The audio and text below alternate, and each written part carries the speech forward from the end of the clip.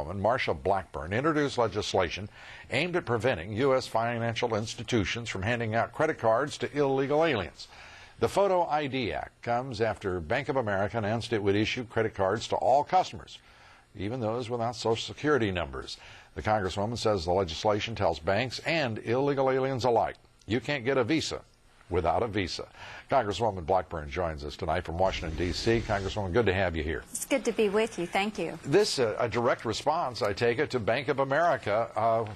The idea that banks in this country don't care whether a person is here with valid ID and legitimately in this country, lawfully in this country. Does that astonish you? Well, you know, I think that I should do everything I can possibly do to be certain that good American companies have a clear understanding of the law, that there is no ambiguity in that law, and that they abide by that law. And if they say they're exploiting a loophole and going after those that have illegally entered the country, then I think we find a way to close that loophole. Well, I love your line, no visa without a visa. Yes. In effect, I think many people are astonished that anyone could walk into a bank yes. and get, based on a matricular consular or any other insecure ID, get a credit card. You're exactly right, Lou. We heard from people all over the country that were absolutely flabbergasted.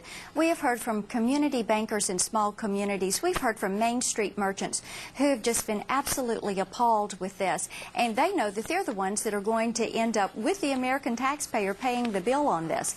So we identified what the problem was. We researched it. We worked with Ledge Council. We have a bill, H.R. 1314, which sets about closing this loophole and says you can only use secure ID.